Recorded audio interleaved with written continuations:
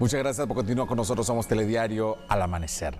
Hoy precisamente estamos ya en la cuenta regresiva para la Semana Mayor, para la Semana Santa. Una de las semanas, una de las fechas más esperadas. Y precisamente por todo este contexto religioso, de paz, de tradición que nos lleva y nos identifica como chapines, como guatemaltecos. Recordemos que la Semana Santa en Guatemala es un patrimonio de la humanidad. Así que, ¿qué les parece si hoy empezamos a ver algunos conceptos de cómo está organizada, cómo está constituida pues toda esta Semana Santa y algunos puntos bases de la misma? Y para ello es un gran gusto darle la más cordial bienvenida a alguien que tiene muchísima experiencia en todo el contexto histórico de nuestro país, histórico religioso, con más de 40 años de experiencia en la Semana Santa, pero sobre todo con una capacidad de poder enseñar lo que es la historia de Guatemala. Él es catedrático de la Escuela de Historia. Le doy la más cordial bienvenida al licenciado Walter Enrique Gutiérrez. Qué gusto tenerle con nosotros. Bienvenido. Gael, buenos días a Telediario. Es un placer verdaderamente poder platicar un poco de esta riqueza inmensa que tiene la Semana Santa de Guatemala. Y usted menciona esta palabra tan especial, riqueza inmensa. Muchos de repente pues no sabemos algunos detalles que están detrás de todo el proceso de la Semana Santa y la celebración del pueblo católico con el contexto de las procesiones. Y hay una base muy importante que son, podríamos decir, lo que mueve, el motor. Son las hermandades, que son parte importante y relevante para poder constitucionar, va a ser pues, real la Semana Santa.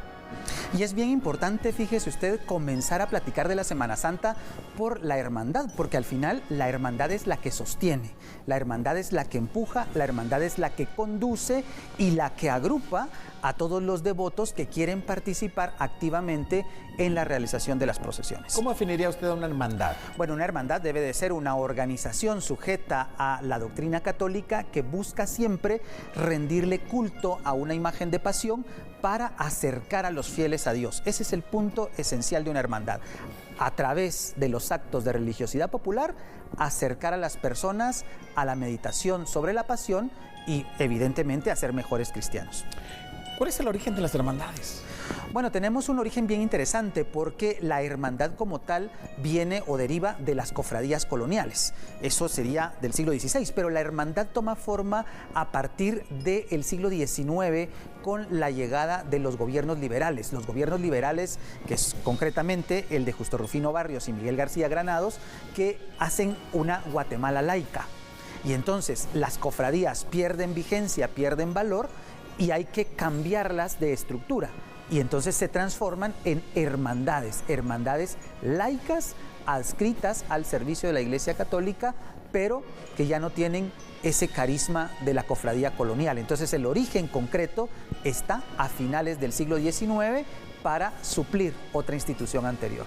Me llama bastante la atención porque a lo largo de la historia han ido cambiando, han ido evolucionando pues, varios de estos conceptos, y en cada una de las poblaciones a nivel nacional hay muchas hermandades. De hecho, hay algunos pueblos que tienen 2 o 3 hermandades que de hecho pues están con visión similar, pero trabajando proyectos distintos. ¿Cuántas hermandades pueden haber en Guatemala?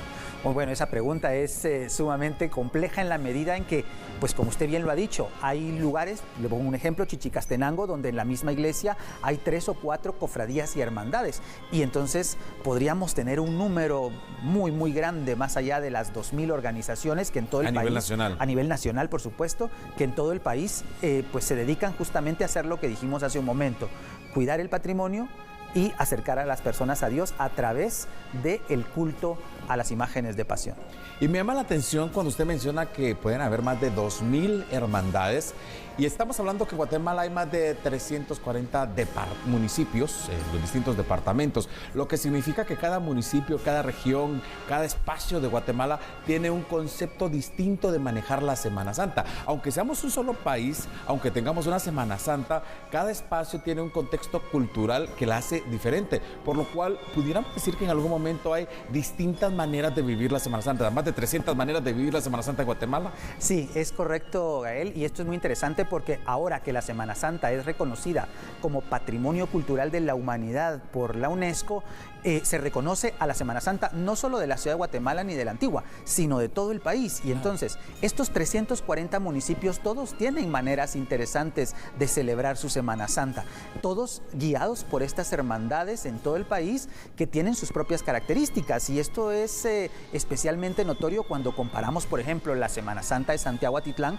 con la Semana Santa de la cabecera de Zacapa. Es decir, todas tienen particularidades que las hacen especiales. Por eso es esa riqueza enorme, ¿verdad? Y creo que con toda propiedad lo podemos decir. En este país hay por lo menos 300 Semanas Santas diferentes. Imagínese las costumbres de cada una de nuestras poblaciones, tal como usted lo menciona, las costumbres de Zacapa totalmente opuestas a las costumbres de Sololá, de Chichicastenango, a las costumbres, tradiciones, manera de ver y de vivir la vida en Quetzaltenango o en Livingston, que son pues poblaciones totalmente diferentes en un solo país. ¿Cuántas microculturas? Y lo que es interesante, todas celebran la Semana Santa, porque esto es una cuestión también que no hay que dejar de mencionar. A pesar de que no toda la población es católica, sí toda la población se involucra en la realización de la Semana Santa. Quizás no todos participando con las hermandades, pero sí, por ejemplo, haciendo estas comidas especiales, participando en hacer alfombras, tocando incluso la música particular de la Semana Santa. Es decir, no necesariamente se tiene que pertenecer a la Iglesia Católica para poder participar en una fiesta tan grande como esta. ¿Qué se necesita para poder formar una hermandad? Bueno, cada hermandad tiene sus propios lineamientos, pero en general la condicionante pues debería de ser formar parte de la comunidad parroquial y haber recibido los sacramentos de iniciación, bautismo, primera comunión, confirmación, y en algunos casos excepcionales tener un apadrinamiento dentro de la hermandad para poder integrarse a ella como miembro activo de la organización. Me llama bastante la atención porque estamos hablando que todas las hermandades, más de 2000 hermandades a nivel nacional, pues son diferentes. A pesar que son diferentes, ¿todas tienen el mismo fin? Sí, podríamos decir que todas tienen el mismo fin, todas nos conducen a una cuestión interesante, la organización del culto de las imágenes de pasión, en este caso concreto de la Semana Santa, porque hay hermandades para el Señor San José, para la Señora Santa Ana, es una variedad increíble, pero esencialmente están orientadas a cumplir una misión dentro de la religiosidad popular, que es la expresión genuina de la fe sencilla del pueblo, enmarcada por la Iglesia Católica. El fin es el mismo.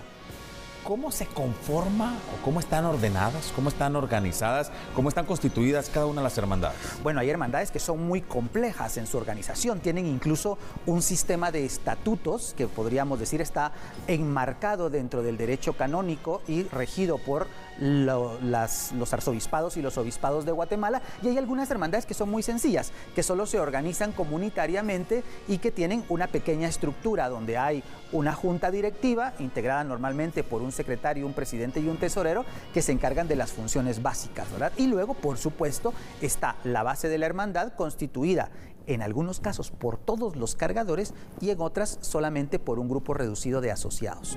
Llama bastante la atención porque hay algunas hermandades que son pues pequeñas por la cantidad de miembros y otras que son pues, bastante grandes.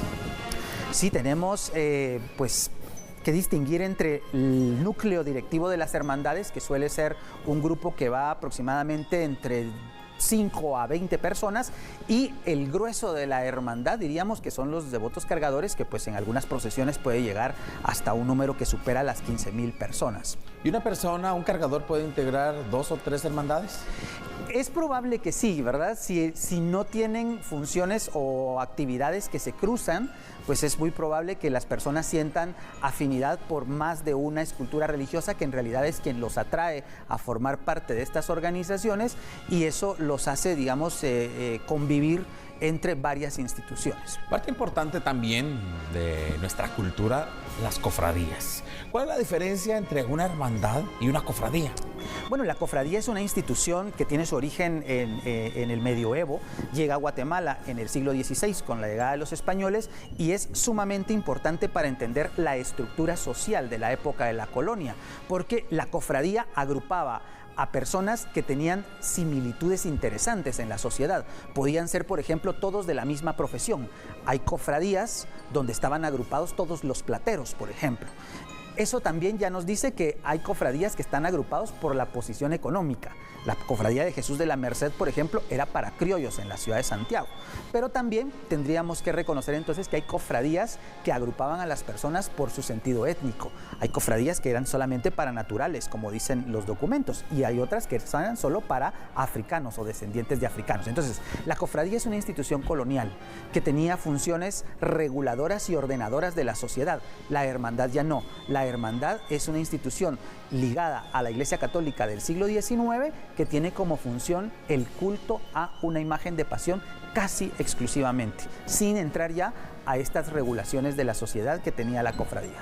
Y con el tiempo, ¿las cofradías han cambiado, han evolucionado o todavía manejan esta diferencia racial, económica, política, o siguen manteniéndose las raíces de antes? ¿Solo nosotros podemos entrar a este grupo, o solo los profesionales, o solo los de cierta etnia, o ahora es más abierta? Bueno, la hermandad y la asociación tratan de ser más ajustadas al laicismo del Estado y a la modernidad del Estado. Ahora bien, las cofradías que sí existen todavía en nuestro país y son también muy abundantes, especialmente en las regiones, por ejemplo, de los Altos, todavía guardan ciertos resabios coloniales. Son grupos un poco cerrados que no permiten, por ejemplo, que un foráneo ingrese tan fácilmente a una cofradía. Es decir, todavía estas instituciones manifiestan esta riqueza de la época de la colonia que las hace sobrevivir en las sociedades a pesar de la modernidad. Le pongo los ejemplos de las cofradías de Chichicastenango o las cofradías de Sololá, que todavía son, diríamos, nucleadas en una porción muy particular de la población. Mantienen la esencia de tiempo. Mantienen esa esencia. Los cucuruchos, que forman parte también de esta manera de expresar la Semana Santa. ¿Cuál es el origen? ¿Cuál es el significado? ¿Qué es lo que pasa detrás de todas las hermandades? ¿Qué les parece si más adelante seguimos hablando de este tema? Continúa con nosotros el licenciado Walter Enrique Gutiérrez, hablando de la Semana Santa en Guatemala, hablando de este patrimonio cultural inmaterial de la humanidad que nos hace únicos en el planeta. Más adelante tendremos la segunda parte.